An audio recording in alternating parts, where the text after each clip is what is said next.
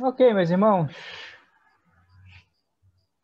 quero dar aí as boas-vindas aos amados. Vamos orar nesse momento e depois eu vou só passar alguns informes aqui. A maioria já é aqui aluno do ITG, tá?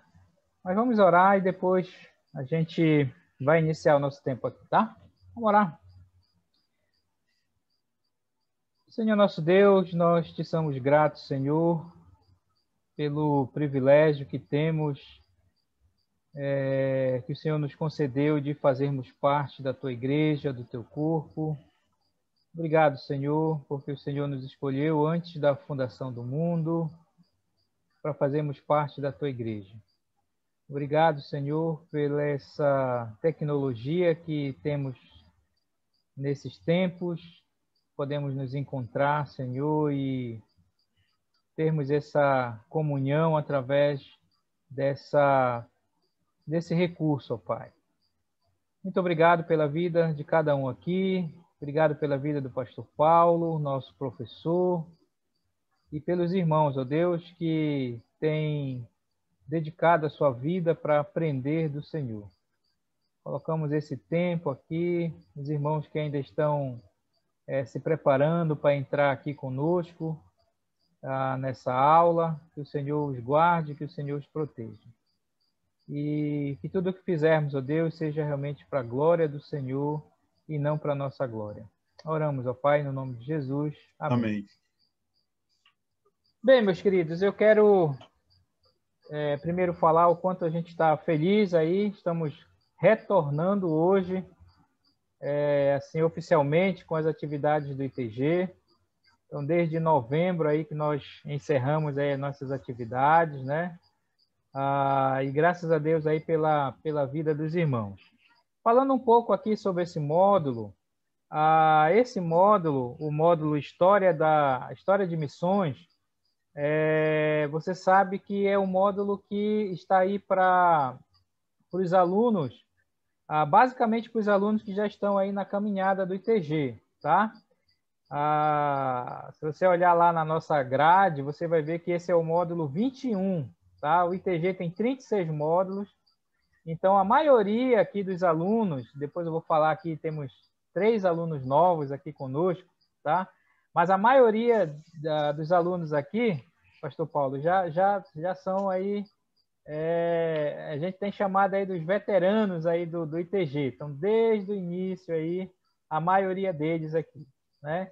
Então esse módulo do pastor Paulo é um módulo novo, né? A gente nunca deu esse módulo, foi um desafio que eu dei aí para o pastor Paulo, preparar esse módulo, História de Missões, tá? É o módulo que está aí na grade dos irmãos aí que estão para se formar aí no ITG, né? Então, foi um desafio. Então, eu quero agradecer ao pastor Paulo por ter aceito esse desafio. Ele me perguntou, tem algum material? Eu digo, não tem nada. O senhor vai ter que fazer tudo do zero, né? Só colocar o nome da disciplina lá, né? Mas é assim, né? Assim como foi História da Igreja dos Irmãos, que o Ivaldo fez o esforço para preparar o material, e graças a Deus, e todo esse material a gente fica para nós agora, né?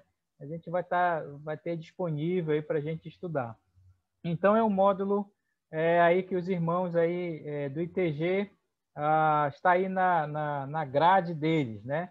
Mas aí, como nós falamos que com a pandemia a gente veio para esse modelo online, então a gente tem liberado realmente os módulos para os irmãos fazerem, né?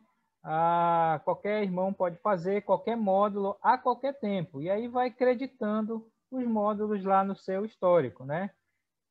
Hoje nós temos aí 3 irmãos novos conosco, tá? Quero apresentar esses irmãos, é o Ronaldo Nazário, né? E o Ronaldo é lá da igreja do pastor Leandro, não é isso, Ronaldo? Lá de Alagoas, né? Então, o irmão tá iniciando conosco aí, ele se matriculou aí no curso do pastor Paulo e vai fazer também a aula de Atos na sexta-feira com o povão. A turma de sexta-feira é aquela turma do povão, né? É o pessoal que estão aí fazendo tudo do ITG desde o início. Então, é por isso que lá tem mais gente do que aqui. Aqui é mais o pessoal que já estão aí na caminhada. Então, a gente tem o Ronaldo, a gente quer agradecer e dar as boas-vindas para o Ronaldo. A gente tem aqui também o Washington. O Washington, ele é da igreja lá de Igarapé-Açu, lá do Ministério da Igreja de Castanhal, do pastor Soares, tá? Também está aqui conosco. E temos mais cadê? O Léo, né? O Léo, que é lá, o Leonardo, que é lá da igreja de Macapá, aí da igreja do pastor Paulo. Já não pode fugir das provas, né, pastor Paulo? Já. Esse aí já era para ele, né, pastor? Não tem como correr. Não tem como correr esse aí, que já é conhecido, tá? Mas temos esses 3 irmãos aqui conosco, tá? E claro que eles estão pegando esse bonde andando aqui, mas eu sei que eles vão acompanhar com certeza, tá? Então, irmãos, a nossa rotina no ITG você já sabe, você já conhece. Só lembrando aqui para os nossos amigos novos, né? O nosso critério de aprovação aí que a gente tem colocado você precisa ter aí 70% da presença nas aulas, tá? Vão ser 12 aulas do pastor Paulo, cada módulo do ITG até agora tem 12 aulas, né, nesse modelo online, e você precisa ter aí 70% da sua presença, tá? Como é que eu faço essa presença? No nosso site a gente tem o seu nome lá, e depois da aula eu mando para você o link, você acessa lá para você ver se eu coloquei certo a sua presença. Então você vai ver lá o seu nome, e aí vai ter as 12 aulas, e cada aula, por exemplo, a aula 1, se você estiver presente, eu marco de azul. Se você estiver ausente, eu marco de vermelho. Se você justificou a sua falta, aí eu marco de verde, tá? Esse é um controle que a gente faz, é um controle que você faz também, é um controle para o professor. Então, esse é o primeiro critério para você ser aprovado no módulo, tá? 70% pelo menos aí da participação. E também a avaliação final, que o professor ele decide se ele vai passar uma prova, ou se ele vai fazer um trabalho, ou se ele vai... a maneira que ele quer avaliar os alunos. E a gente fica esperando aí a nota, né? E aí lá no seu histórico, aquilo que eu mandei para você, eu estou falando mais diretamente para os 3 aqui novos, mas vocês já sabem disso, né? Aí os veteranos, né? Mas aí lá no seu histórico vai estar o nome do módulo que você está fazendo, vai estar lá o nome do professor, vai estar o ano, aí tem um campozinho lá que é a média final. Essa média final é o professor que envia para nós no final de cada módulo, tá? E aí o mínimo da média final é 7, tá? Então, se você tem que tirar aí a média final 7, aí a gente transforma aquele campozinho lá para aprovado, tá? E aí do lado você vai ter um campozinho para você baixar um certificado. Então, desde o ano passado nós temos feito isso, né? Cada módulo que você conclui, a gente prepara um certificado com o nome do módulo, com o nome do professor, o ano que você fez, bem bonitinho. Aí fica lá disponível e você pode baixar em PDF quando você quiser, tá?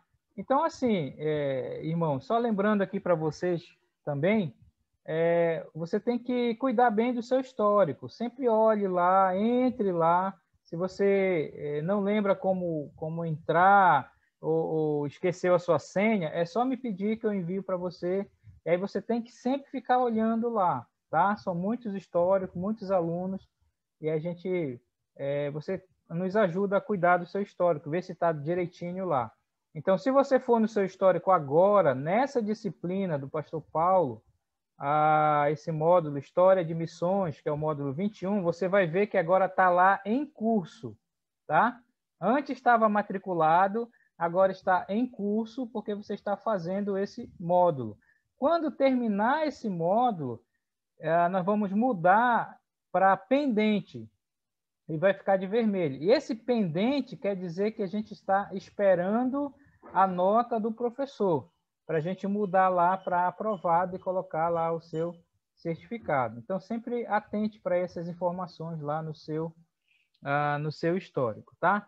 Qualquer coisa em relação ao site, a material, você pode me pedir, me perguntar, que a gente envia para vocês, tá? Daqui a pouco o pastor Paulo vai falar sobre a questão de material, tudinho, tá? Mas eu queria só lembrar essas informações aí para os nossos irmãos novos que estão aqui conosco e para os irmãos aí que já estão nessa caminhada aí, tá legal? Então, meus irmãos, toda segunda-feira nós vamos ter essa aula aqui com o pastor Paulo, tá? Essas 12 aulas, essa aqui vai ser a nossa primeira aula, tá? E qualquer coisa a gente realmente vai se falando aí, é só você me mandar aí qualquer dúvida, tá ok? Então, pastor Paulo, quero mais uma vez agradecer. Pastor Paulo é um amigo aí, a gente já se conhece há bastante tempo, né? Eu sempre gosto de lembrar disso, mas estava dando aula domingo na IBD, alguns irmãos estavam aí presentes, né? Estava falando sobre essa questão de batismo com o Espírito Santo, batismo nas águas, né? Mas eu falei um pouco sobre o meu batismo, né? Eu não falei para vocês quem tinha me batizado, mas quem me batizou foi o pastor Paulo. Pastor Paulo Seixas, 1989. Já tem um bom tempo, né? Muito tempo. Lá na Praia do Outeiro, tá? Esse nosso irmão aí querido foi quem nos batizou. E graças a Deus aí a gente tem servido ao Senhor desde então. Então é um prazer, um privilégio ter o pastor Paulo aqui conosco no ITG, dando aula. Eu sei que esse não vai ser só esse módulo que ele vai dar aqui para nós, né? Vai ter outros módulos que realmente o pastor vai nos abençoar, tá bom? Então, quero deixar aqui com o pastor Paulo para fazer a sua apresentação, falar um pouco do curso, tá? Tudo é novo para mim, tá? Eu estou aqui igual vocês aqui de aluno também aqui desse módulo, tá? Então, pastor, fique à vontade, meu irmão. Deus lhe abençoe. Qualquer coisa a gente está por aqui. Só ligar o áudio, irmão.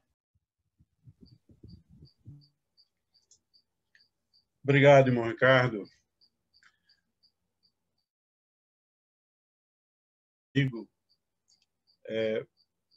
Eu senti um peso muito grande, uma responsabilidade muito grande. E eu aceitei o desafio. Embora a gente tenha algumas limitações aqui, limitações inclusive com a questão técnica, né? Mas eu espero que a gente possa ser estimulado a aprender mais, a conhecer um pouco mais sobre a história de missões. Eu creio que em 12 aulas a gente não vai falar tudo sobre história de missões. Há muita coisa. E durante o tempo que eu estava tentando organizar o material, sempre vinha uma coisa nova. Aí a coisa estava ficando muito grande. Eu pensei, eu tenho que diminuir, eu tenho que enxugar para poder dar nesse período, né, que a gente tem de 12 semanas ou de 12 aulas. E muita coisa, com certeza, vai ficar de fora, mas procurei reunir as coisas mais importantes para a gente estudar. Então, como é a primeira aula sobre essa disciplina, então, para mim, é uma aula teste. Para mim, eu estou servindo no bom sentido da palavra, de cobaia, né? Para a gente fazer isso e, com certeza, vai aperfeiçoando. Eu não quero parecer com aquela figura daquele professor que sabe tudo, que ensina e o aluno tem que responder de acordo com aquilo que o professor ensina. Na verdade, eu quero estimular vocês. Eu quero encorajá-los a buscar cada vez mais conhecimento. Então, a partir das nossas discussões aqui, aí vocês podem ampliar os seus conhecimentos. Eu sempre digo que todo estudante de escola pública, de faculdade, de seminário, de instituto bíblico, de escola bíblica dominical, todo estudante deve ser um pesquisador. Deve buscar, deve pesquisar. Não ficar somente naquilo que ouve, naquilo que lê em alguma coisa, algum livro, mas pesquisar, né? E mais se aprofundar cada vez mais. E eu quero dizer para vocês que eu não tenho muita experiência na área de missões. Para falar um pouquinho de mim, eu sou de uma família que conhece o Evangelho já há algum tempo.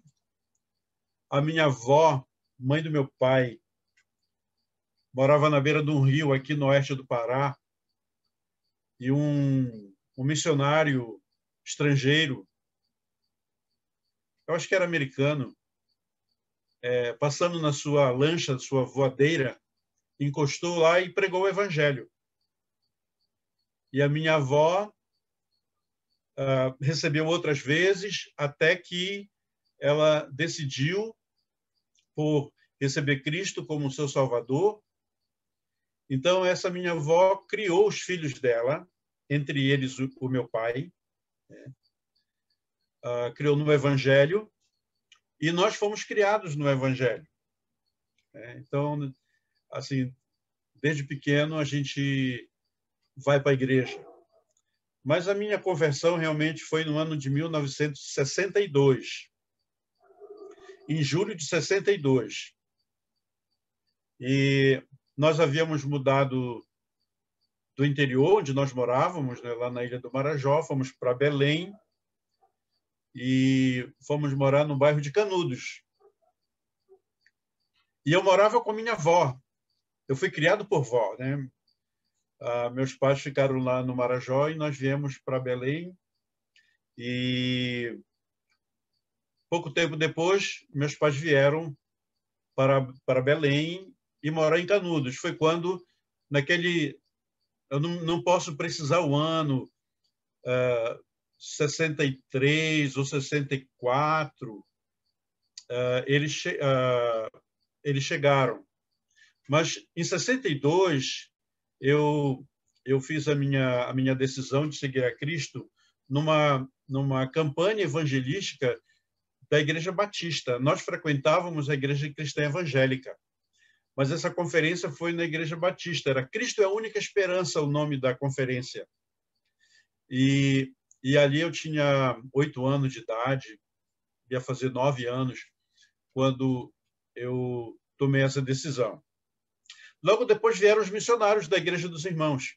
Aquela igreja batista que ficava bem na esquina da rua onde nós morávamos se mudou para uma outra rua, um pouco mais distante, e justamente quando os missionários norte-americanos chegaram ali e alugaram a casa que era do meu pai. Meu pai tinha 2 casas, e uma ele alugava e morava na outra, então ele alugou aquela casa para os missionários. Então, nós passamos a frequentar a Igreja dos Irmãos. E no ano de 60, George Johnson, que foi meu primeiro pastor na Igreja dos Irmãos, lá em Canudos. Então, a nossa casa, eu sempre digo assim, até, vamos dizer, com um certo orgulho, mas um orgulho bom, né? Não é um orgulho ruim, que a Igreja dos Irmãos lá em Belém, eu sei que Coraci é Belém, mas naquela região mais do centro, começou na nossa casa, né? A Igreja dos Irmãos começou na nossa casa lá. Então, nós temos essa influência missionária. Eu estou contando isso porque os missionários que saíram da sua terra e trouxeram o Evangelho para nós, e seguimos, graças a Deus, até hoje. Há uns 2 anos atrás, eu comecei a me inclinar um pouco mais, a pesquisar um pouco mais sobre missões. Embora eu tenha estudado no seminário Teologia e Missões, no Instituto Missionário Palavra da Vida, eu estudei a Teologia em Missões, especialização em missões transculturais. Mas eu nunca assim, segui o campo missionário, eu sempre fiquei na área pastoral. Mas eu passei 11 anos, quase 11 anos, 10 anos e pouco, trabalhando numa região muito difícil, no oeste do Pará. Eu fui para fazer o estágio e acabei ficando lá nesse estágio por muito tempo. Então, tenho essa experiência assim, né? Mas meu trabalho era pastoral, não era realmente plantador de igreja, né? Mas o que me chama a atenção é essa disposição dos missionários saírem da sua terra e irem para uma outra terra, para uma outra cultura, para pregar o evangelho de Cristo. E eu creio que muitos de vocês têm história parecida, né? De alguém que saiu da sua terra e foi proclamar o evangelho em outro lugar. E pensando nisso, nessa questão de plantar igrejas, do trabalho missionário, eu acabei por pesquisar mais, né, ler mais sobre missões. E, como eu disse, uns 2, 3 anos atrás também, eu fui convidado para ser o coordenador do Comitê de Missões da nossa igreja, onde eu atuo como pastor adjunto, tendo o pastor Egon, né, como pastor presidente, e temos trabalhado coordenando o Comitê de Missões. Então, isso tem me dado assim um contato maior com missionários, com os campos missionários. Então, eu estou aprendendo. Eu não sei tudo sobre missões, estou aprendendo um pouco mais. Então, de qualquer maneira, eu espero que durante esse tempo a gente possa crescer, né? Sobre avaliação, eu vou, cada semana, dar uma tarefa, uma atividade, né? Eu não penso em fazer aquela prova, né? Aquela prova escrita, mas dar algum trabalho para vocês, né? Trabalho de leitura, vou indicar leituras para vocês fazerem, passar alguma atividade, algum trabalho assim, de escrever alguma coisa. E também eu gostaria, se fosse possível, de cada semana, a partir de tal aula, não sei ainda qual é a aula, mas eu gostaria de ter 2 ou 3 alunos falando sobre um determinado tópico que eu vou dar aqui para vocês, né? Não é uma coisa muito extensa, mas eu quero também ouvir vocês, quero ver como vocês estão se saindo nas suas pesquisas e podendo assim compartilhar com os outros. Então, eu não quero despejar, digamos, uma carga de conhecimento na cabeça de vocês, né? Mas eu quero que vocês mesmos vão construindo o conhecimento, vocês mesmos vão buscando o conhecimento e possam expressar esse conhecimento que estão adquirindo uns para com os outros, né? Então, essa é uma das avaliações que eu penso em fazer com vocês. Eu gostaria de começar lendo um versículo com vocês, aqui em 1 Coríntios, capítulo 3. 1 Coríntios, capítulo 3, versículo 6, é um versículo bem conhecido. O apóstolo Paulo, escrevendo aos Coríntios, ele diz: eu plantei, Apolo regou, mas o crescimento veio de Deus. O crescimento vem de Deus. É Deus quem dá o crescimento. Eu plantei, Apolo regou, mas o crescimento quem dá é Deus. Então, nós queremos, com esse pensamento de que nós somos instrumentos nas mãos de Deus, mas é Ele quem faz a obra, né? Eu quero estimular a gente a pensar que a igreja pode fazer trabalho missionário. Assim, não, a gente não pode fazer porque nós somos pobres. Nós não somos pobres. Deus é o nosso Deus, Ele é o dono da obra, Ele mandou fazer a obra e nós não somos pobres. Nós temos que ter entusiasmo para fazer, né? Sabendo que é Deus que dá o crescimento. Eu quero compartilhar algumas coisas. Eu não sei se eu vou conseguir. Me perdoem se eu falhar aqui com isso, porque eu agora que estou aprendendo, né, mexer com a tecnologia, eu gostaria de compartilhar. Deixa eu ver como é que a gente compartilha. Compartilhar aqui. Tem aí embaixo, pastor, de verde. Compartilhar. Compartilhar a tela. Isso. Tá compartilhando já. Tá. Já está? Já. Opa, então. Excelente. Então, tá bom. Então, olha só. Então, essa aula de hoje a gente vai conversar um pouco. Espero que ninguém fique cansado, né? Eu sei que é um desafio. Eu tenho a tendência de ficar olhando para a tela e doer os olhos. Sono, né? Aí eu fico pensando, poxa, Giordano e Érica aí, altas horas da noite, é uma punição para vocês, né? Não, eu espero que aproveitem bem. Mas sim, vamos lá.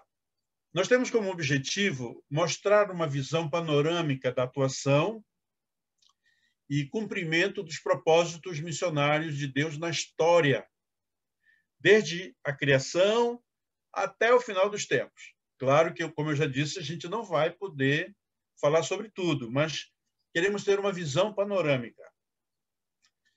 E também oportunizar a vocês a aquisição de habilidades para articular e refletir sobre os conhecimentos na área de missões, bem como aplicá-los na igreja local. Eu quero falar um pouco da história, mas eu quero falar para que você tenha uma atuação. Eu quero encorajá-lo a agir para tornar a nossa igreja, nossas igrejas missionárias. Esse é meu grande sonho, de ver a nossa igreja, a igreja dos irmãos, envolvida cada vez mais com o trabalho missionário. Essa é uma paixão que está aqui dentro do coração, né? A gente estava falando de paixão ainda há pouco, então essa é a paixão que arde no meu coração. Eu gostaria muito de ser mais novo, né? Mas Deus sabe todas as coisas, Ele colocou isso no meu coração agora, então vou ter que aproveitar esse tempo que eu tenho de vida, né? Para ficar mais apaixonado por missões. Então, esse é meu desejo. Eu gostaria de ver todos os colegas aqui, alunos, envolvidos de uma maneira ou de outra com missões na sua igreja, né? Então, vamos lá em frente. Vou falar de atividade da semana. Então, uma atividade que vocês devem fazer é orar a Deus diariamente, pedindo compreensão, né, da sua vontade, e também disposição para se envolver com um trabalho missionário na sua igreja local. E não somente na igreja local, mas da fraternidade de igrejas dos irmãos. Eu estou lutando muito para não usar o termo denominação. Que a gente sempre usa, né? Está usando o termo denominação, mas eu quero usar esse termo fraternidade de igrejas ou confraternidade de igrejas dos irmãos no Brasil, não somente no Brasil, mas na América Latina e no mundo inteiro. Nós estamos vivendo um novo momento na nossa história e nós não podemos parar de pensar em missões agora. A gente tem que ir, né? Como diz o povo, temos que ir para cima, né? Temos que realmente fazer acontecer o trabalho missionário. Tem uma canção que nós cantamos aqui em Macapá, não sei se é conhecida, mas diz que chegou a nossa hora de ser parte da história, né? de orar, de ir avante, de sair e proclamar a palavra de Deus. Então, essa é uma tarefa que eu dou para vocês, de orar, pedindo a Deus compreensão pela sua vontade, disposição para fazer o trabalho missionário na sua igreja local, na confraternidade de igrejas, no Brasil, na América Latina, no mundo inteiro. E outra coisa, eu quero que vocês leiam a apostila. Eu não mandei essa apostila ainda, tá? Mas eu vou enviar. Essa é uma apostila de 17 páginas, se não me engano, que foi escrita pelo Timóteo Carriquer. Eu não sei se essa pronúncia é correta. É o livro Teologia... livro não, é a apostila, né? A Teologia da Missão. E eu quero que vocês leiam, pesquisando os termos e as ideias que vocês não conhecem ainda. Vai aparecer alguma coisa lá que você não sabe o que é, não vem a explicação, então você pode pesquisar. E nós temos aí a internet, né? Para pesquisar à vontade. Então, eu vou mandar posteriormente, provavelmente amanhã, esse material para que vocês possam ler. Então, é isso. Vamos em frente. Aqui coloquei uma série de livros que alguns eu já li. Por exemplo, História da Missão. Dá para você ver História da Missão. Inclusive, eu estou com ele aqui na minha mão. Assim, né? História da Missão. É um livro... É pequeno, é um livro bom. Bertil Ekstrom, o autor. Nós temos o Plantar Igrejas. Plantar Igrejas foi um livro que eu comprei há uns anos atrás em Brasília, num dos eventos da Mocidade Brasil para Cristo. Faz tempo já, não me lembro o ano, acho que foi 90. Não, 90. Acho que foi geração 90. Eu comprei esse livro também muito bom, fala sobre plantar igrejas. David Hasselgrave. Temos também aqui o Heróis da Fé.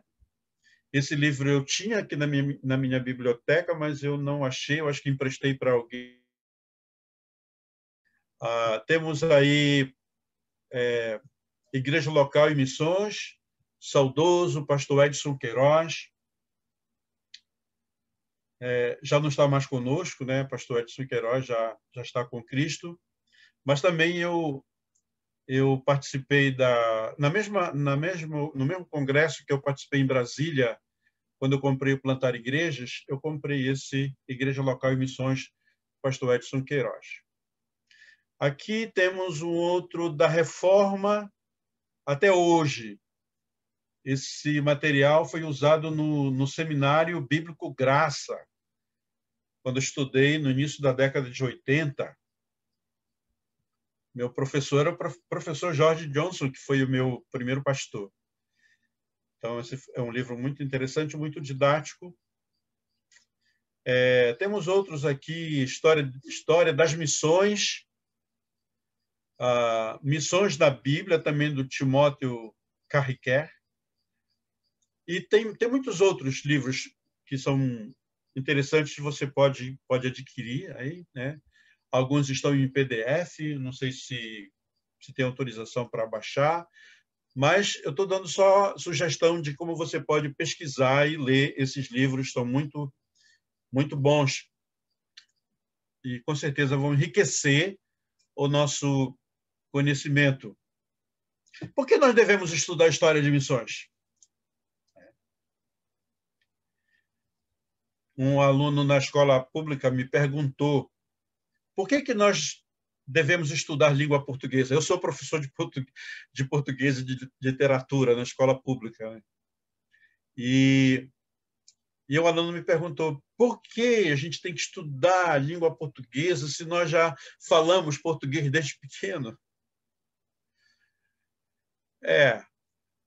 A gente... Eu sempre digo assim, que eu sou professor de língua portuguesa, mas ainda estou aprendendo a língua portuguesa.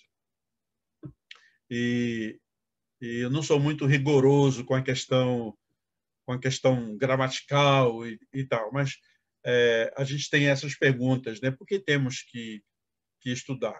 Temos que aperfeiçoar a comunicação, né? Temos que ser entendido pelas pessoas.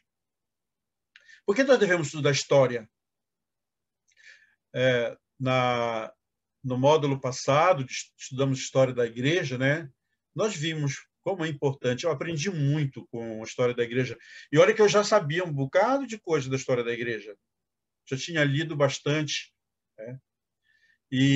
Mas eu aprendi coisas que eu não conhecia, que eu não sabia da nossa igreja, da Igreja dos Irmãos. Então é importante estudar história. Estudar história de missões nos ajuda a compreender o propósito de Deus, né? Nós conseguimos observar Deus agindo na história. Ele não está ausente da história, né? Ele está atuando e nós percebemos claramente que Deus está cumprindo o seu propósito. É muito importante entender isso, porque quando nós compreendemos realmente que Deus está cumprindo o seu propósito, nós vamos ter mais liberdade, nós vamos ter mais confiança de fazer o trabalho missionário. Por que nós devemos estudar a história de missões? Porque nós olhamos a história na perspectiva de Deus. Nós enxergamos a perspectiva de Deus. Eu plantei, Apolo regou, mas Deus dá o crescimento. Nós devemos estudar a história de missões porque nós reconhecemos que Deus é o Deus da história. Deus é o Deus da história. Então, por isso é importante estudar a história de missões. Um tempo atrás, me deu muita vontade de estudar história na faculdade, né? fazer um curso de história. Mas ficou só mesmo na vontade e eu não fiz. Mas eu gosto de história, né? Então, vamos lá. Quero falar um pouco sobre os princípios usados para se estabelecer um conceito de teologia bíblica, né, de missões. Princípios usados na direção, né, dando esse direcionamento para nós estabelecermos, assim, de uma maneira bem clara, o conceito da teologia bíblica de missões. Deus se revelou no tempo da criação. A gente sabe que Deus decidiu, né? Ele disse: façamos o homem à nossa imagem. Ali temos a a triunidade de Deus, né? Agindo. Deus se revelou no tempo da criação e, enquanto o fez, ele pactuou com Adão.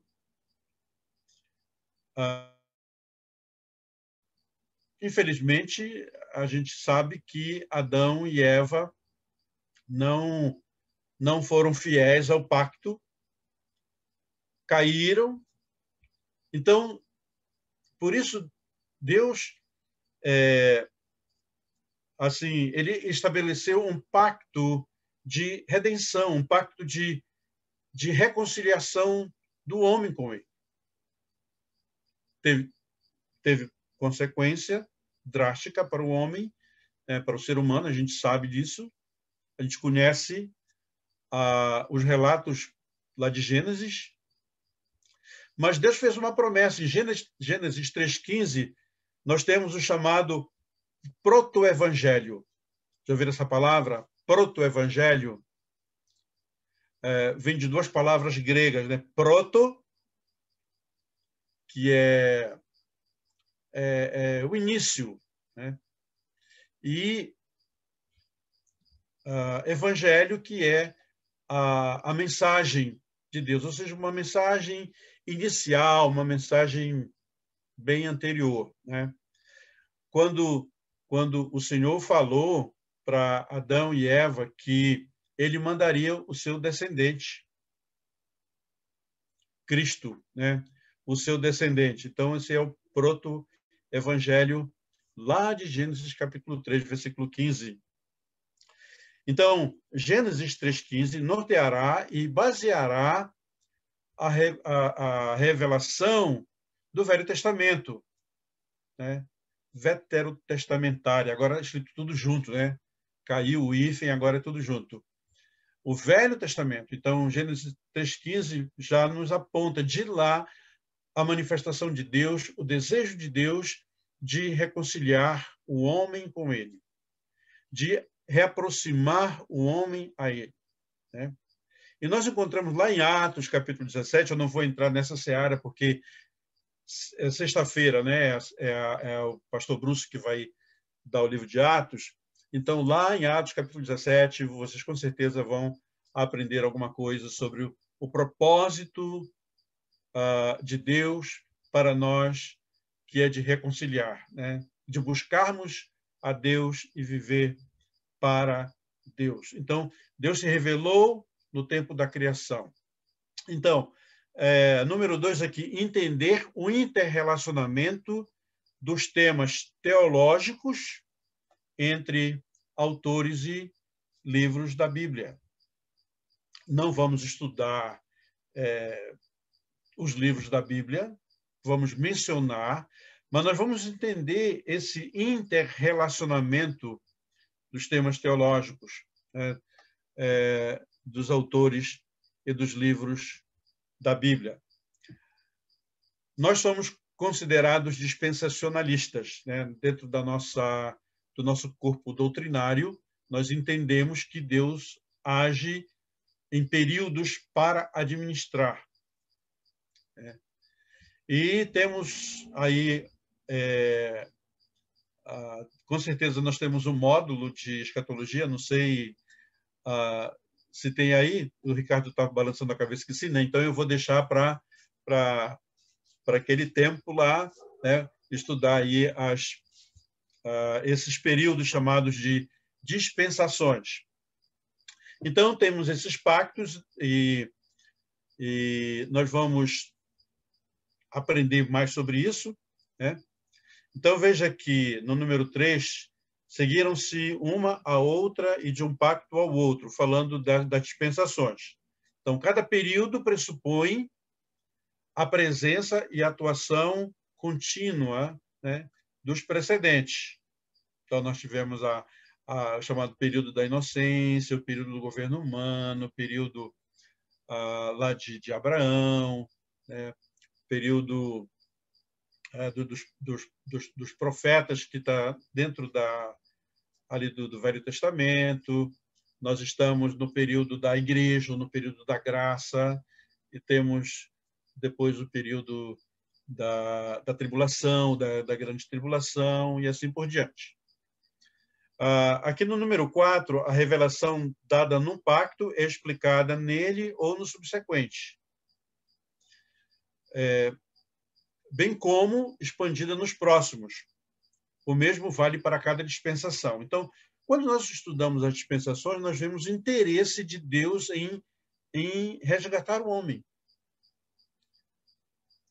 Nós estamos hoje na dispensação da graça, na dispensação da igreja, em que Deus está realmente querendo que a igreja seja esse instrumento de alcançar as pessoas. Vamos ver isso um pouco mais pela frente.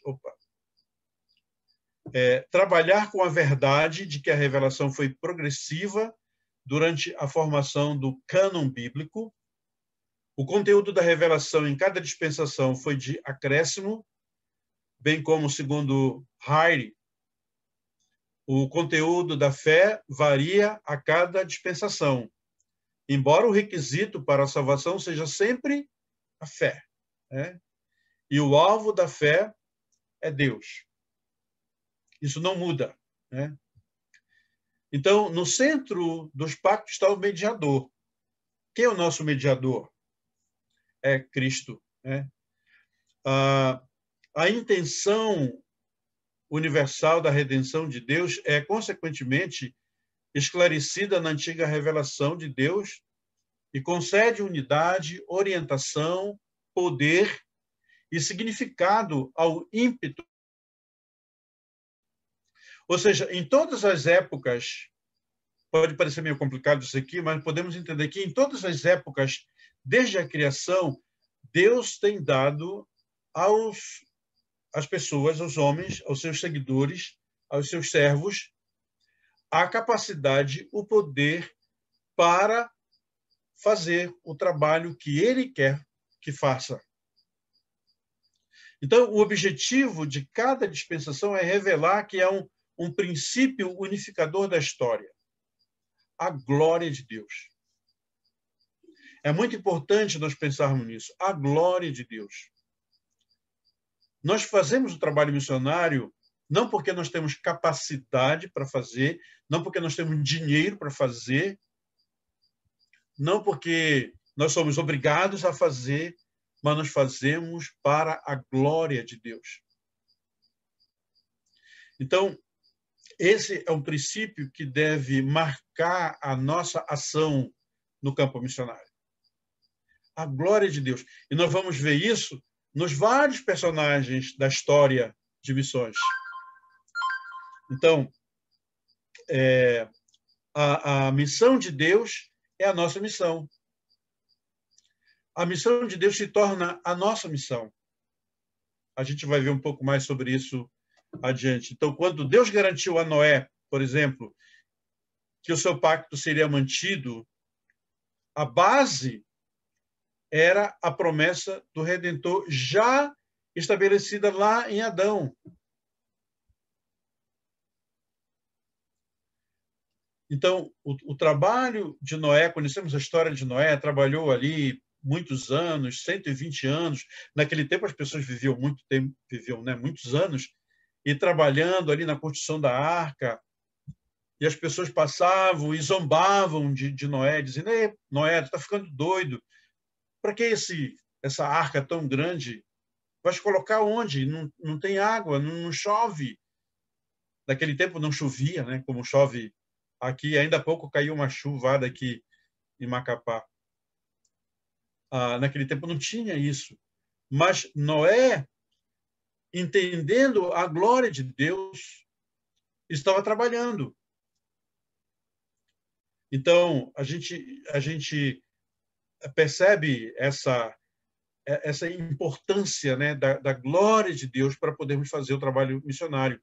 Quando Deus garantiu a Noé, ele já tinha feito a promessa lá para Adão de que haveria um Redentor, né? Jó, que foi o primeiro livro escrito da Bíblia, tem um versículo lá, eu acho que é capítulo 19, versículo 25, se a minha memória não está falhando. Jó ele fez uma declaração muito importante. Eu sei que o meu Redentor vive, né? E, por fim, se levantará sobre a terra. Naquela época. Então, temos que ter em mente essa manifestação de Deus, né? A glória de Deus, a vontade de Deus, o desejo de Deus de resgatar a humanidade. Isso vale para Abraão. Lembra quando Abraão levou o seu filho lá para o monte para sacrificar, né? Fazer aquele holocausto, levou os feixes, levou o menino, levou o cutelo, os servos ficaram lá esperando, eles subiram para o monte e o menino olhou para um lado e para o outro. O menino, não sei se a idade dele, mas Isaac perguntou, mas cadê o cordeiro que vai ser sacrificado? E a resposta de Abraão foi, Deus vai suprir, Deus proverá, né? E quando Abraão foi para executar aquele holocausto, então o Senhor interviu e impediu que ele fizesse aquilo, porque lá estava amarrado um animal que foi usado em substituição ao Isaque, que seria imolado naquele momento. Então, a figura de Cristo, que foi o nosso substituto, ele nos substituiu na cruz. Então, Deus manifesta através da história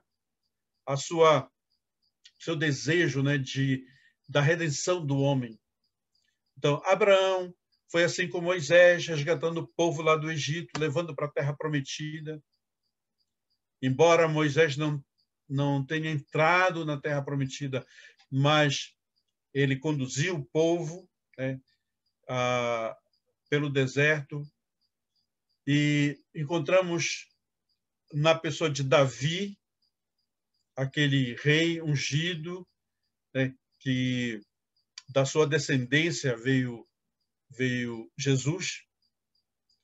Então, através da história, nós percebemos essa manifestação de Deus. E a esperança no Messias, a esperança da vinda de Cristo, permeia as Escrituras, tanto no Antigo Testamento como no Novo Testamento. Ela é orientadora ao conceito de missões. Não vamos encontrar a palavra missões no Velho Testamento e não vamos encontrar a palavra missões no Novo Testamento, mas encontramos a ideia de missões, tanto no Antigo Testamento como no Novo Testamento. Há esperança no Velho Testamento, esperança da vinda do Messias. O Novo Testamento, que nós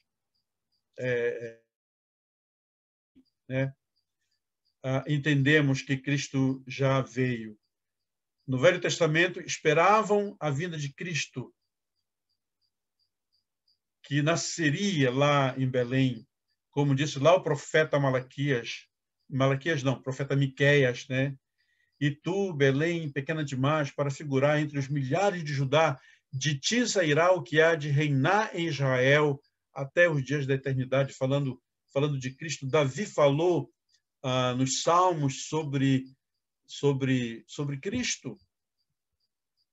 Encontramos muitas profecias da vinda de Cristo. Isaías, geralmente no Natal nós lembramos disso, né? Falando sobre a virgem que conceberá e terá um filho, e assim por diante, se referindo a Cristo Jesus, no Velho Testamento. Então, atentando, né, para esses detalhes no Velho Testamento, nós percebemos a ação de Deus para resgatar a humanidade. Nós temos aqui no Novo Testamento a missão centrífuga.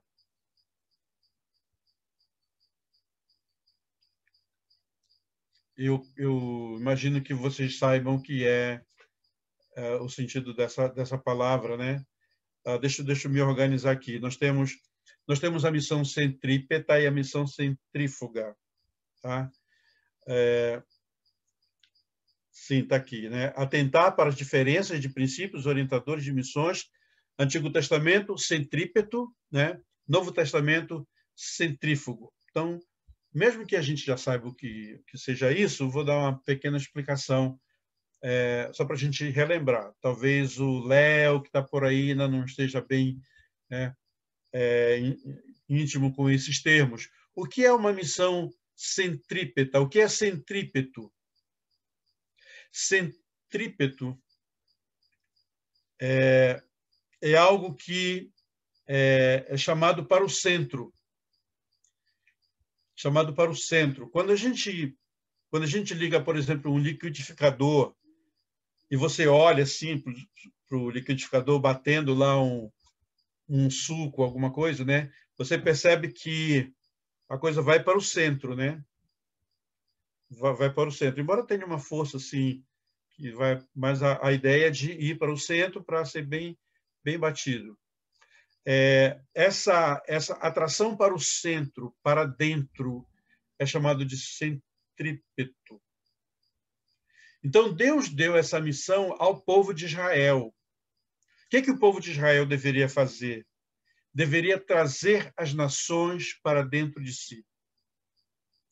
Trazer as nações para perto e fazer com que essas nações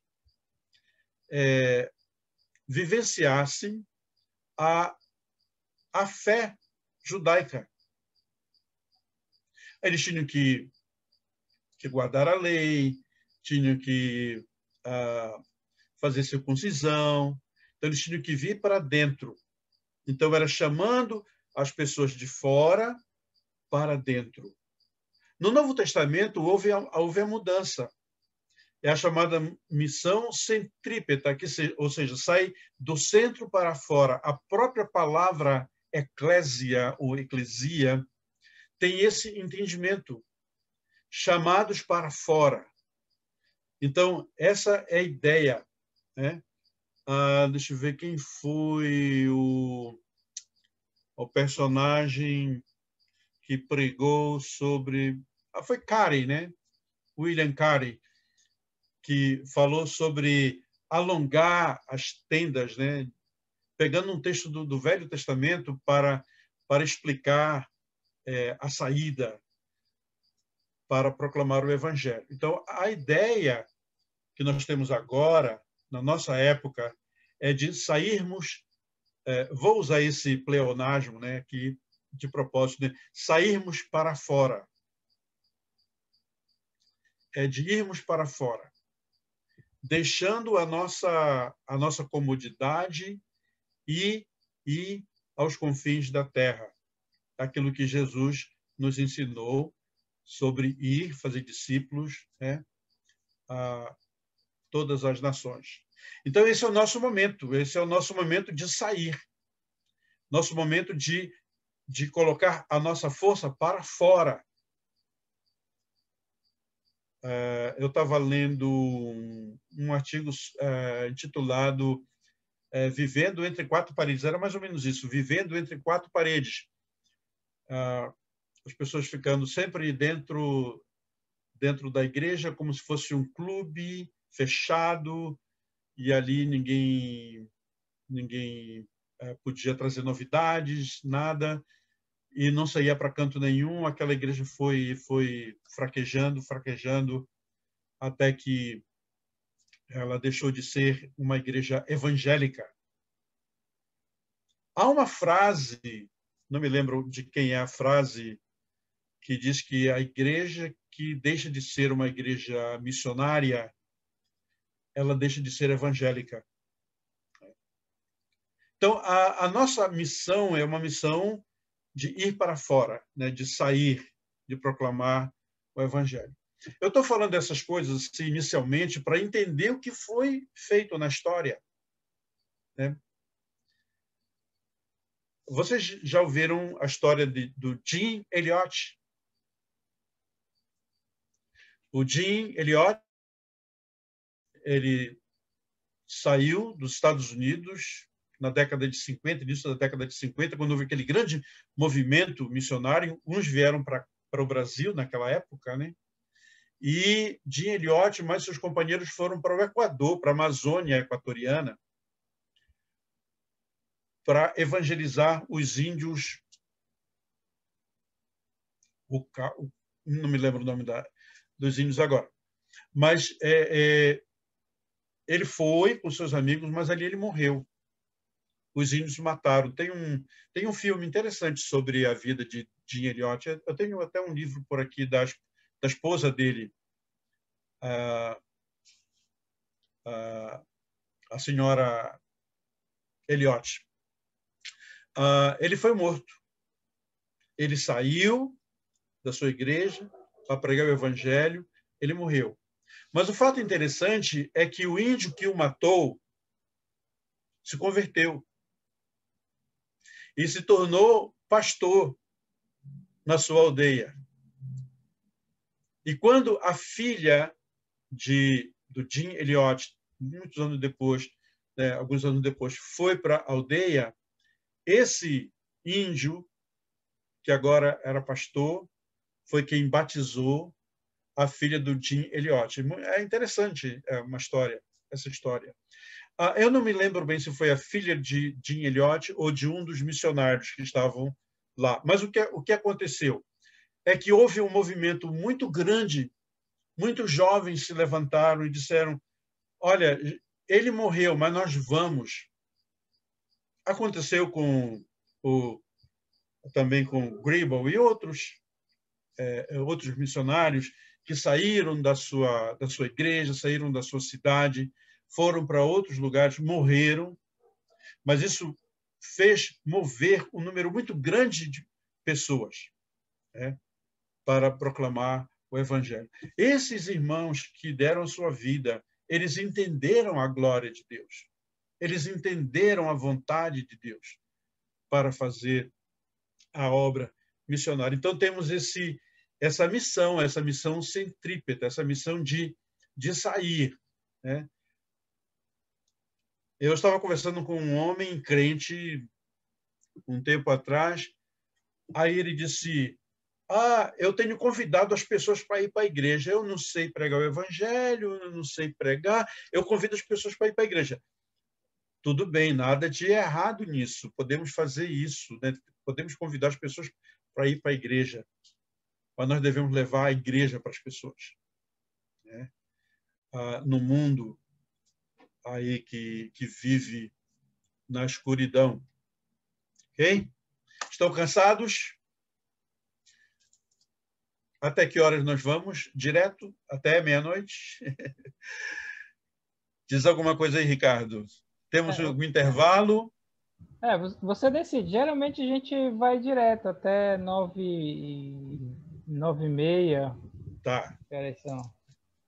São melhor ir direto. 9:15. Você pode abrir se quiser para comentários. Tá. Você que decide. Tá. Então, daqui a pouco a gente para aqui e vai bater um papo. Então, na apostila que você vai receber, tem alguma coisa que está aqui, né, no nosso slide. Então, a missão tem sua origem. É no próprio relacionamento com Deus, no próprio relacionamento com a Trindade. Está envolvido Deus Pai, Deus Filho, Deus Espírito Santo. Deus Pai é aquele que chama, aquele que elege, né? Chama o pecador. O Espírito Santo que faz a obra de abrir os olhos, abrir o entendimento, de convencer, né? O Espírito Santo que convence do pecado, da justiça e do juízo. E o Filho, Cristo, que veio e morreu na cruz. Então, há um envolvimento com a Trindade. Então, a missão ela tem essa origem no próprio relacionamento com o Deus triuno. A missão tem a sua origem no seu instrumento, né?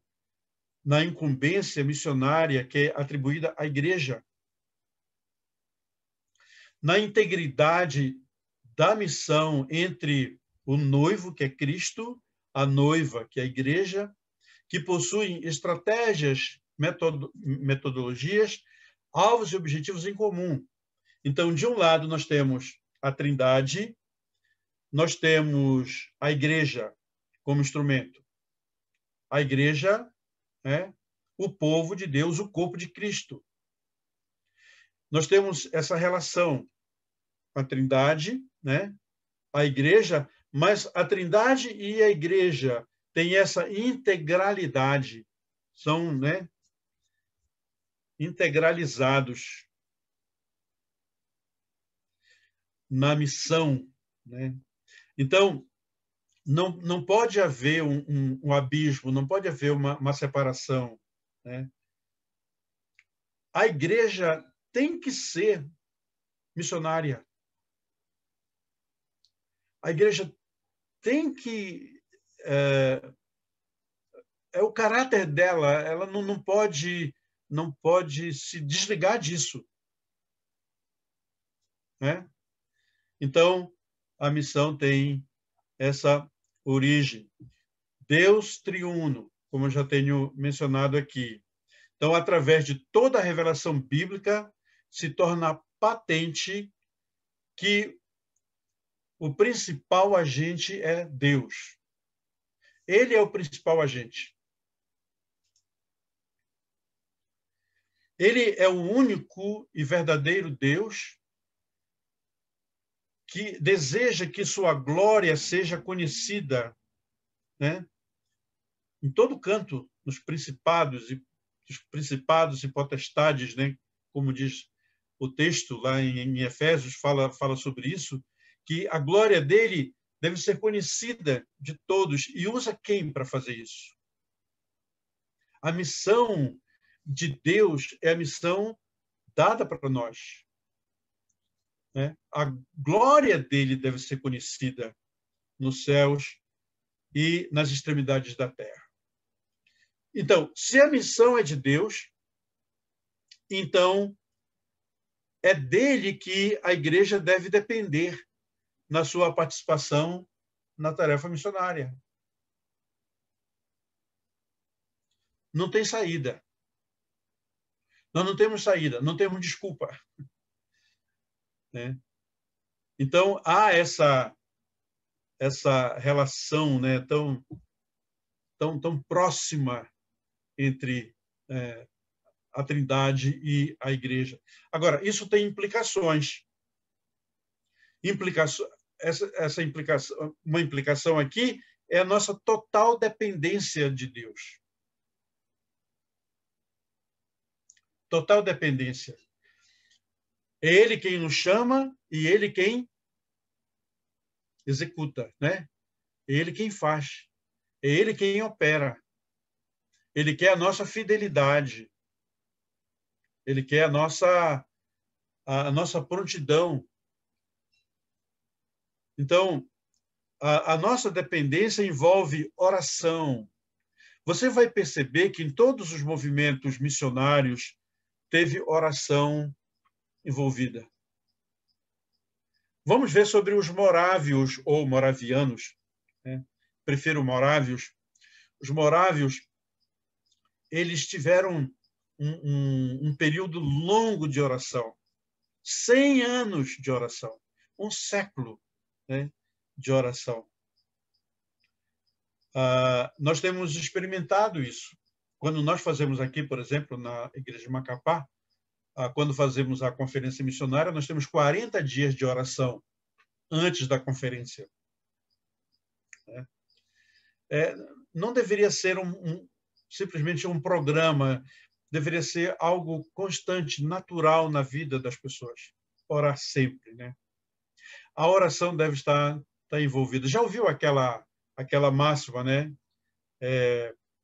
A igreja que ora muito, ela cresce muito. A igreja que ora pouco, cresce pouco. A igreja que não ora, não cresce, né? E tem aquele corinho que a gente aprendeu quando era criança, né? Se não ora, não cresce, né? leia a Bíblia e faça a oração se quiser crescer.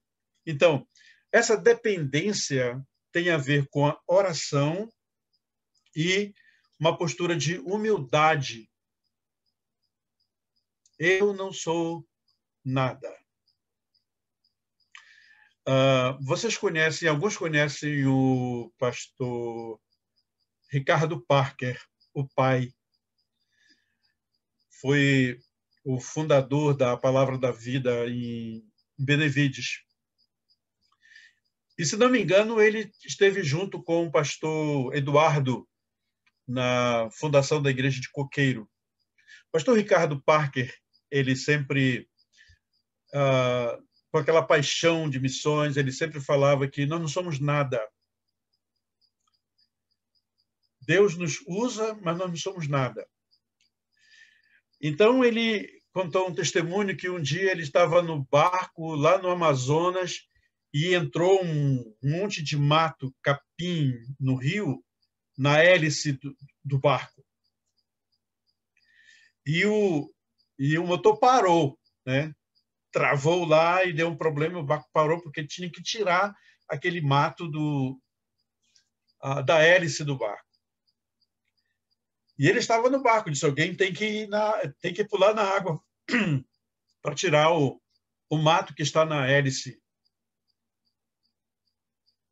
E quando o pessoal chegou na beira assim, do barco, olha o jacareaçu.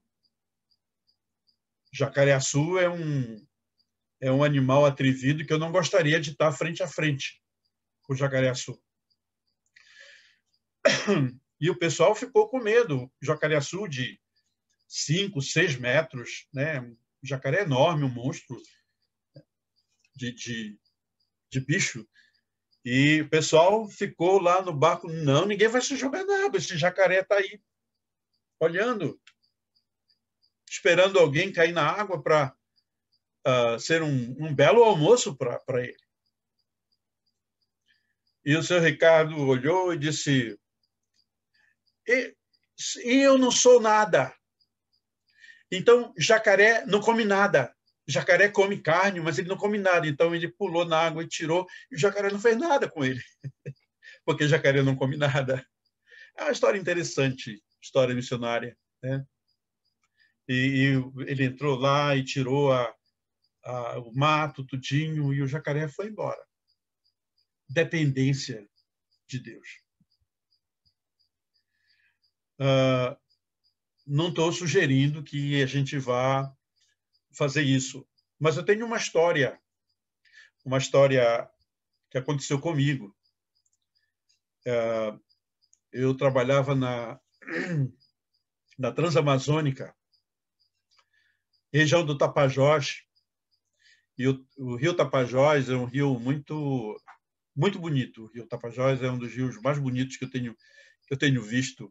Água bem limpa, praias no verão, muito bonito. Mas tem as lagoas, tem os braços, os igarapés, os paranás, que eles chamam lá, paranás.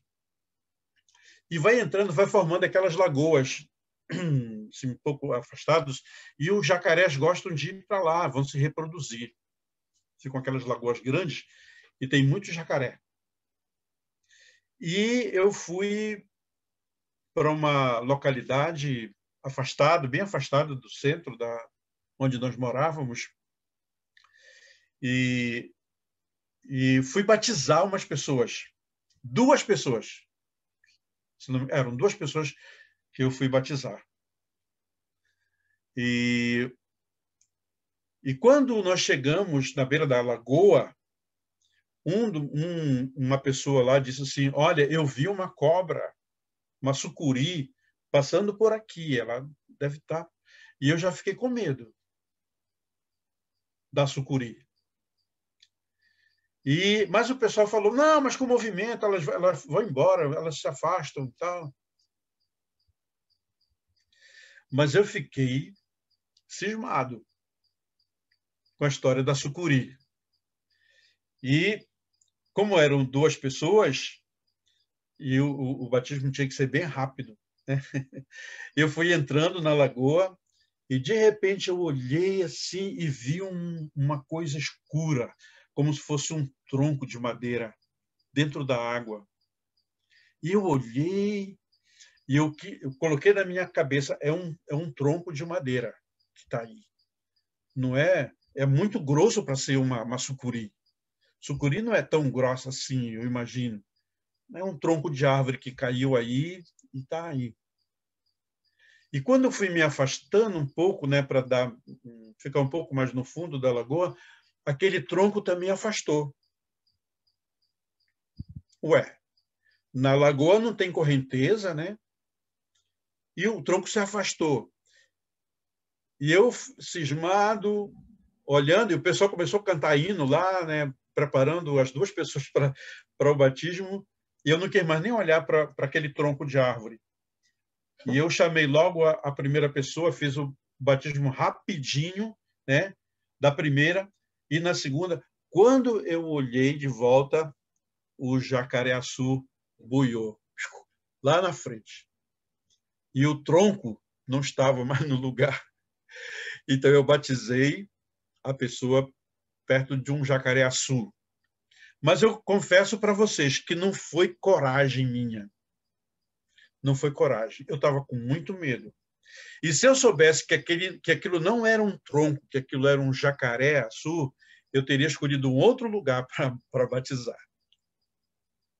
São histórias, né? Histórias que acontecem na vida da gente.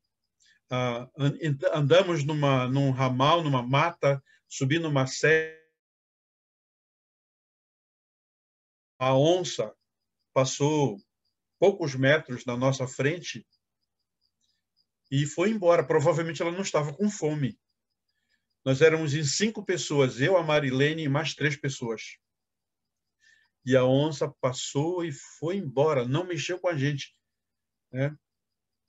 Dependência de Deus. Dependência de Deus, né?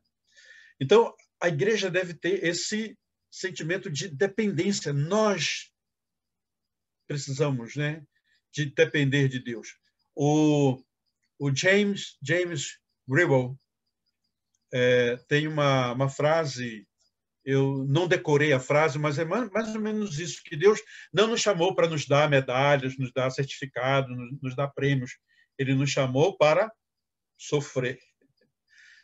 Nos chamou para isso, né? Sofrer para o Senhor.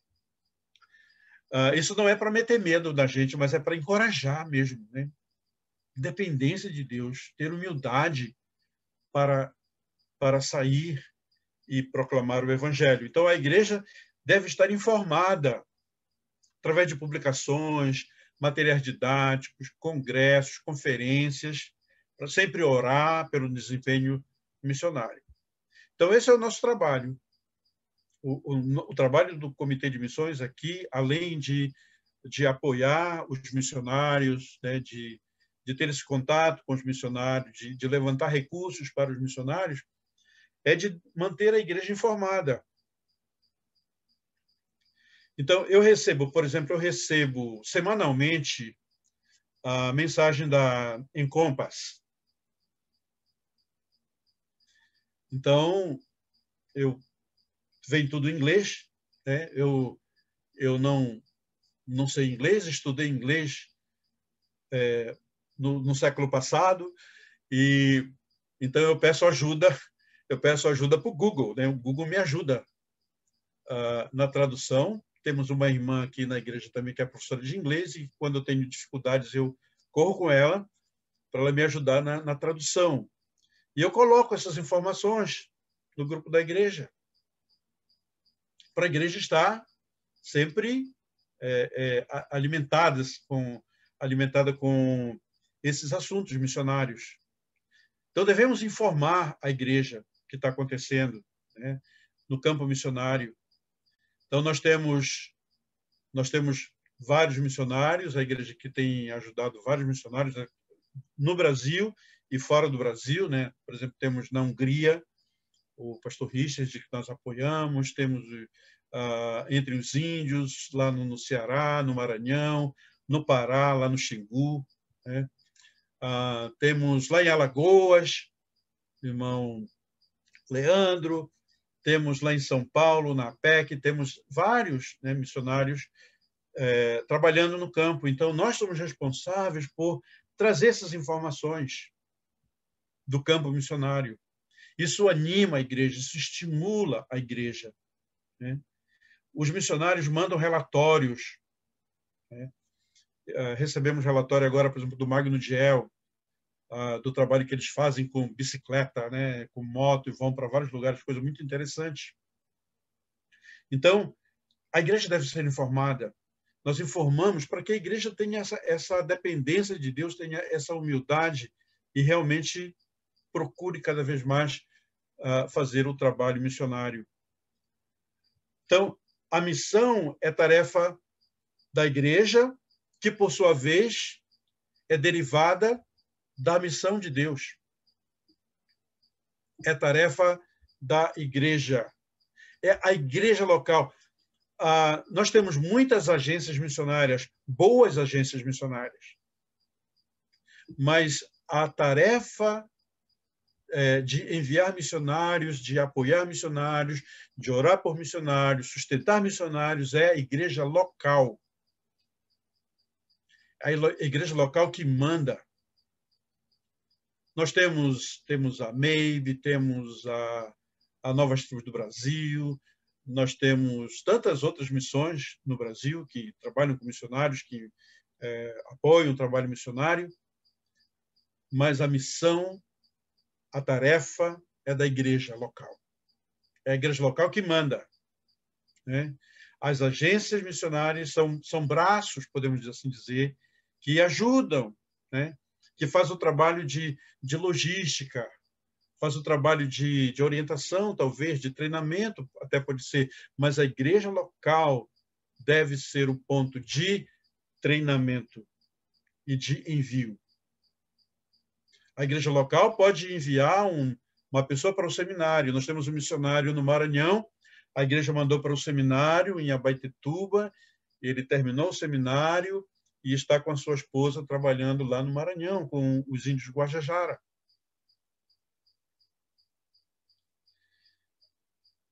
É a missão da igreja fazer isso, de treinar, de preparar e de enviar e de sustentar. Podemos nos unir, podemos juntar várias igrejas para apoiar o trabalho missionário. Eu li recentemente que os irmãos mexicanos, os missionários, foram para o México, né? E o México agora quer entrar na Bolívia.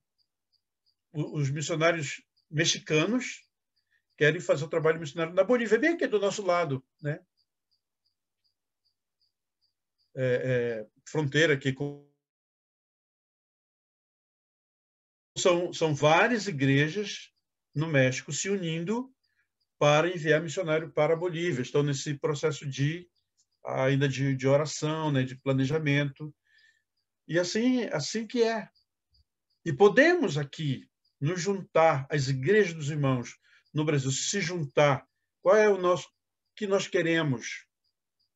O que é que nós queremos daqui para 10 anos, para 20 anos?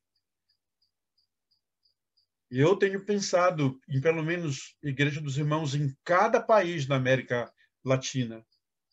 Pode ser um sonho grande demais. Talvez eu não veja isso, né? Mas é o sonho. Quem sabe nós não temos igreja no Peru, nós não temos no Equador, pelo menos não tenho conhecimento. Temos aqui pertinho a Guiana Francesa, as outras Guianas, que não tem igreja dos irmãos. Colômbia, Venezuela, por que não, né? Li algum tempo atrás que tinha alguns jovens da Argentina fazendo um trabalho lá na Colômbia. Não tenho mais informações sobre isso. Mas é isso, a gente pode se juntar para isso, né? Deus escolheu um povo específico como instrumento da sua missão. Lembra lá de 1 Pedro, que fala que ele nos nos chamou, ele nos elegeu, né, para proclamar as virtudes dele, daquele que nos tirou das trevas, né? Ele nos escolheu, ele nos elegeu para sermos testemunhas. Lucas falou sobre isso lá em Atos, que o Bruce vai ensinar essa matéria, que nós receberemos poder. Falou para os discípulos, mas nós somos discípulos de Cristo. Recebereis poder ao descer sobre vós o Espírito Santo, sereis minhas testemunhas, tanto em Jerusalém, como em toda a Judéia, Samaria e até os confins da terra. Então, essa tarefa é a tarefa da igreja, que é uma tarefa, como eu já disse, interligada, né? Que está unida com a missão de Deus. Não há uma separação, está integralizada aí. Não está separado. Então, a tarefa missionária pertence à igreja toda e em todas as suas dimensões e níveis. É muito interessante, gente, quando a gente foca em missões, trabalha em missões. Nós temos aqui um grupo de crianças. Crianças, assim, na faixa de 5, 6 anos de idade, 4 a 6 anos de idade, que já estão envolvidas. Quando a gente fala de missões, sabe o que eles fizeram, essas crianças? Claro, com a ajuda dos tios, né? Ajuntaram coisas que poderiam ser usadas, roupa, sapato, brinquedos, e foram vender na frente, botaram na frente da casa e fizeram a venda daqueles produtos para conseguir recursos para enviar para missões. Então, desde o pequeno até o mais velho, todos devem estar envolvidos nessa obra, nesse trabalho de missões. Integralidade da missão, Deus e igreja, juntos. A missão varia entre uma referência à missão de Deus e outra à missão do povo de Deus. Está aí, né? nessa interligação. Há uma integralidade da missão, sendo a missão de Deus, a missão da igreja. Aí eu me lembro daquela frase também, Deus tinha um único filho e fez dele um missionário. Nós somos esse instrumento que Deus usa para o trabalho missionário, que Pedro fala, né, que os anjos gostariam muito de fazer. Os anjos anelam fazer isso, anelam pregar o evangelho, têm esse desejo de ser missionários. Mas os anjos não têm essa autorização. Deus deu essa autorização para nós. E graças a Deus, porque muitos homens e mulheres entenderam essa mensagem. E hoje nós podemos conhecer a história dessas pessoas, né? Vamos ver várias delas durante o nosso estudo. Então, enquanto o povo de Deus é convidado a participar com Deus na sua missão de restauração, Deus promete sua presença no desempenho da missão do povo, né, de ser testemunha diante das nações. A gente pode pensar até assim, poxa, aquele missionário morreu tão cedo no campo. Mas quando a gente vai estudar, vai analisar bem a situação, na verdade, aquilo foi bênção. Eu conheço história de missionários como o nosso amigo Isaac, que está na missão Além. Ele passou anos e anos e anos na região do Xingu para que um se convertesse. E depois que um se converteu, né, hoje, para resumir, já tem uma igreja grande com pastor local, pastor indígena, pregando o evangelho, pregando a palavra de Deus. A gente pode pensar, poxa, fulano passou tanto tempo no campo missionário e não aconteceu nada. Outros morrem, os índios mataram, outros morreram de enfermidades, mas no final das contas, podemos assim dizer, o resultado foi excelente. Resultado fantástico. Eu estava lendo a história do seu João,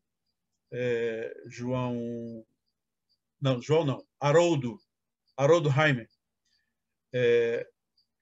da Palavra da Vida, que começou a Palavra da Vida em Atibaia. Quando ele chegou com uma equipe de missionários, na verdade, eles não vieram para construir um seminário, eles vieram para trabalhar com os índios do Mato Grosso. E quando eles foram para a aldeia, os índios atacaram e, não sei se um ou mais, foram mortos pelos índios. Haroldo Heimer escapou. E seu Ari também. Então, eles resolveram treinar os brasileiros para os brasileiros irem morrer lá na mão dos índios. Não. Era mais negócio treinar brasileiros para irem para o campo missionário. Então, a Palavra da Vida cresceu, né? Então, muitos missionários hoje estão no campo. Então, a gente pode ver que a morte daqueles irmãos lá ajudou ao trabalho missionário. Então, devemos sempre lembrar disso. O povo de Deus, nós somos o povo de Deus, a igreja de Deus, quando participa com Deus do trabalho missionário, Deus promete a sua presença, não importa o que aconteça. Né? O maior missionário que a gente pode pensar da história do início da igreja é Paulo. E sabe o fim de Paulo, né? Paulo foi preso, maltratado, passou fome, passou nudez, teve naufrágio, foi mordido de cobra, levou pedrada. Né? E tantas coisas desagradáveis aconteceram na vida de Paulo. E morreu, mas ele corajosamente disse, olha, não sou eu quem vive, mas Cristo vive em mim. E esse viver, né, que tenho na carne, vivo pela fé no Filho de Deus que me amou, né, e me salvou. E já não sou eu mais quem vive. Né? Ele disse, olha, para mim o morrer é lucro. Paulo entendeu essa mensagem missionária. Ele entendeu quando o próprio Cristo falou para ele lá, né, o quanto importava ele sofrer pelo ministério. Então, através do sofrimento de Paulo no ministério missionário, fez com que a igreja crescesse naquele primeiro século, né, da Ásia para a Europa, e foi um grande crescimento. A África, mas ele sofreu. Né? Sofreu, mas Deus estava com ele. Então, a gente não pensa que o trabalho missionário é uma coisa agradável, né? Uma coisa assim que vai deixar a gente como se fosse no mar de rosas. Os problemas vêm sempre. Né? Vêm. Mas não olhamos para os problemas, olhamos para Cristo. Então, o povo de Deus é convidado por Deus para participar com ele da obra de restauração, de reconciliar as pessoas. Ele nos deu o ministério da reconciliação, disse o apóstolo Paulo lá para os Coríntios. Ele nos deu o ministério da reconciliação. E Lucas, registrando lá em Atos capítulo 1, versículo 8, nós encontramos a promessa, né, do poder do Espírito Santo que está conosco. E o próprio Jesus falando, eu estou convosco todos os dias. Diante desse trabalho missionário, eu estou convosco todos os dias, até a consumação do século. Então, eu vou tentar só mais um pouquinho, já vou terminar aqui para a gente bater um papo. Então, a dinâmica da missão estimula, capacita o povo de Deus a uma aproximação e a participação com a missão de Deus e nos dá confiança, mesmo em meio a dificuldades e desânimo, né, de que Deus vai levar avante a sua missão. Mesmo assim, Deus vai levar avante a sua missão. Deus é criador de tudo, ele é o criador do universo, ele é autor da história. A sua missão de restaurar aquele perdido, né? Eu acho que eu cometi algum erro aqui, aquele perdido, aquele que está na escuridão, completar esta... Não, deixa eu pensar aqui. Eu estou falando... Estou lendo errado aqui. Deixa eu ler de novo. Deus é o criador do mundo e o autor da história. Ele, né, mundo, e completar esta. É isso, essa é a leitura correta, tá? E completar esta, né? Vai se realizar, não apesar, mas através do seu povo. Então, Deus vai fazer, né, a obra de restauração, ele vai realizar a sua missão através do seu povo. Então, aqui uma afirmação. A existência da Bíblia é a primeira evidência de que Deus tem uma missão e um propósito salvífico para este mundo. A existência da Bíblia. Então, nós somos reconhecidos como aquele que crê na Bíblia, né? Temos até o nosso lema, a Bíblia, toda a Bíblia e nada além da Bíblia.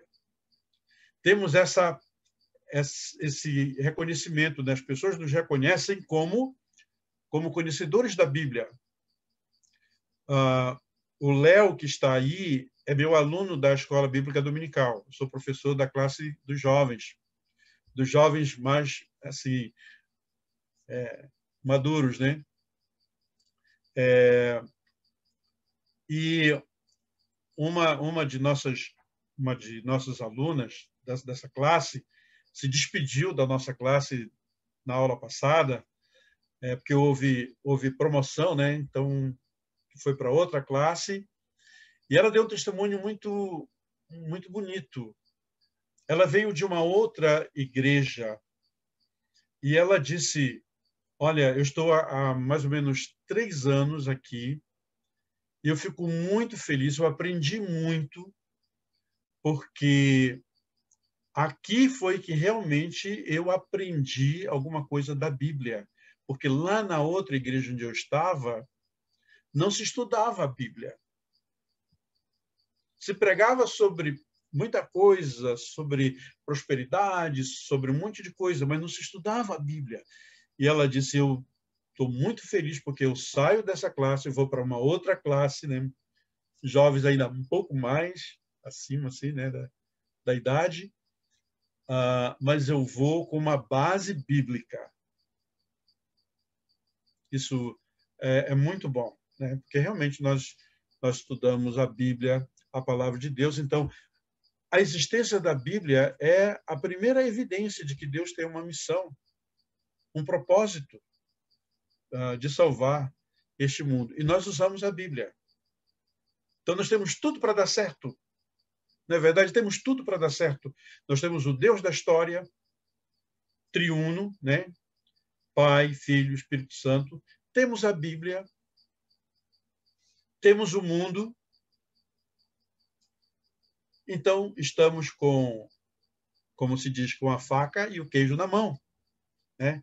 Basta o quê? Basta aquela paixão, basta o entusiasmo, basta o querer fazer.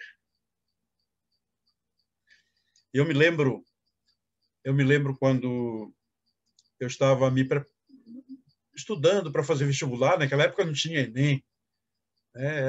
Era o vestibular mesmo, tinha que fazer vestibular, concorrer com muita gente. E nós tínhamos que estudar muito, estudar para poder passar no vestibular, para a gente ter um curso superior, né? E eu tinha alguns amigos de estudo. E eu gostava de estudar. Eu falo para vocês que eu gostava muito de ler. Sempre gostei de ler, gostava de estudar. E eu tinha um grupo que gostava de estudar. E quando eu disse que eu não iria estudar no dia de domingo, porque domingo era o dia que eu tinha que ir para a igreja, tinha escola dominical, tinha o culto à noite. Então, no domingo eu não ia estudar. Eu podia estudar durante a semana, estudava à noite, fazer virada, e estudando, né? Trabalhava durante o dia, e estudava à noite. E olha, eu não vou estudar domingo. Então eu comecei a sentir um afastamento dos meus colegas. E no primeiro ano, na primeira vez que eu estava na faculdade, fazia o curso de administração, que eu não concluí, né? Eu fiz o curso de administração que eu não concluí. Aí eu disse, eu vou para o seminário, eu vou estudar no seminário.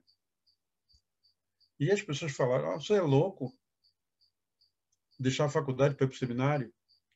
Era uma loucura, mas era uma loucura boa, né?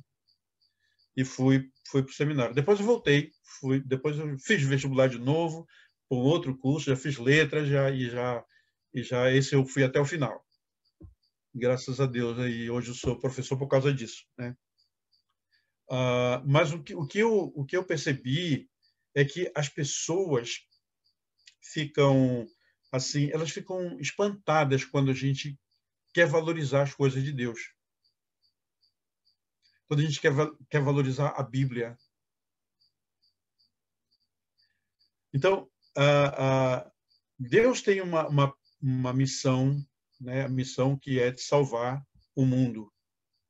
E nós temos a Bíblia, não importa qual seja a nossa profissão, né? A gente, né, vê assim, é impressionante como a gente vê dentro da igreja de profissões. Nós temos pescadores, temos mecânicos, temos pedreiros, temos professores, né? A nossa igreja aqui é privilegiada, né? Porque tem muitos professores e advogados, é cheio de professores e advogados. Outros são militares, né? Temos militares aqui também. Temos assim, é um corpo completo, né? A igreja, ela não faz acepção, né, de pessoas, né? Mas todas elas, todos os níveis, a Bíblia é a mesma para todos. Se as pessoas vão achar que nós estamos loucos porque usamos a Bíblia para pregar o Evangelho, a gente não fica atormentado, porque o próprio Paulo, né, falou que para o mundo nós somos loucos para o mundo. Mas nós sabemos, né, que a Bíblia é a palavra de Deus e é ela que nos manda e nos orienta e nos dá toda essa base para o serviço missionário, né? Deixa eu interromper aqui, porque eu acho que eu vou terminar aqui. Estamos quase na hora. Não sei se eu fiz alguma coisa certa aqui. Fiz, Ricardo? Saiu a tela? Saiu, tá tranquilo. Voltou para... Ok, tá bom então. Então, gente, o que eu tinha para hoje era isso, mais assim, digamos, um chá de essa parte mais conceitual, né, para que a gente possa então entrar direto na história. Então, sabendo essas coisas que nós vimos hoje, nós podemos escrever a nossa história. Né? Podemos escrever a nossa história daqui para frente, porque a história não para. Nós somos, agora, agentes dessa história. Né? Lembra da comemoração dos 300 anos, né? Eu faço parte dessa história. Nós fazemos parte dessa história. E que Deus nos abençoe. Eu gostaria muito que no final desse, ou até mesmo antes do final dessas aulas, nós pudéssemos ter um movimento missionário dentro da nossa igreja aqui no Brasil. Nos juntar com tudo que temos e tudo que somos e confiando em Deus, né, para, assim, sairmos para fora. Perdoe o pleonasmo, né? Saindo para fora. Quem sabe chegando em lugares que nós nunca imaginamos. Falei de alguns países aqui vizinhos. Mas quem sabe vamos chegar lá na Itália, não é, Érica? Espanha. Espanha já tem Igreja dos Irmãos, né? Outros países. Na Itália, eu acho que não tem Igreja dos Irmãos. A prioridade é a Itália, por Itália. favor.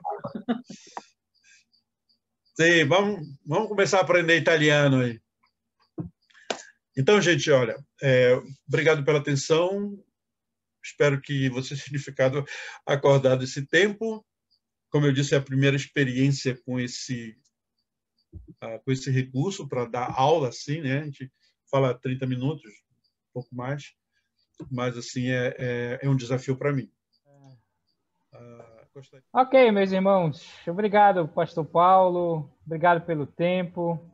Como a gente falou no início, é um desafio, né? Esse módulo aí é a primeira vez, tudo é a primeira vez aqui, né? E realmente foi bem jóia, bem edificante mesmo, né? E eu espero que vocês perseverem aí nessas 11 aulas aí próximas, tá? Com certeza a gente vai aprender muito dessa questão de missões, né? A Igreja dos Irmãos, ela tem o coração missionário aí e vai ser bem importante, tá? Meus irmãos, nós vamos orar nesse momento, nós vamos encerrar o tempo aqui. Eu sei que os irmãos aí já estão bem cansados, né? Segunda-feira é sempre bem cansativo, né? Começando a semana. Mas daqui a pouco eu vou mandar para vocês a lista de frequência, tá? E você dá uma olhada, ver se eu marquei direitinho lá. Também a gente vai continuar com a questão dos vídeos da aula para enviar para vocês reverem a aula, tá ok? Como nós temos feito aí em relação ao ITG, tá bom? Então, mais uma vez, obrigado, pastor Paulo. Que Deus lhe abençoe. Sexta-feira, a aula com o pastor Bruce, todos aqui acho que estão matriculados aqui, acho que todos aqui, né? E aí a gente vai estar lá com o Bruce também, tá? Vamos orar nesse momento, depois você pode ficar à vontade aí. Obrigado, Senhor, pelo tempo, pela aula com o pastor Paulo. Obrigado porque o Senhor tem o animado nesses anos em relação a missões, na sua igreja local, no seu ministério, Senhor. Obrigado porque ele tem aprendido do Senhor e tem compartilhado conosco. Pedimos por esse curso, Deus, que seja realmente para a edificação da tua igreja, para que a tua igreja possa ser animada para missões. Obrigado pela vida de cada um, abençoa os irmãos, a Érica com o Jordano, dá uma noite de descanso para o Jordano, amanhã no trabalho, e cada um aqui, Senhor, que possa ser uma noite realmente reparadora para cada um amanhã nos seus afazeres. Te louvamos, ó Deus, e oramos agradecidos em nome de Jesus. Amém.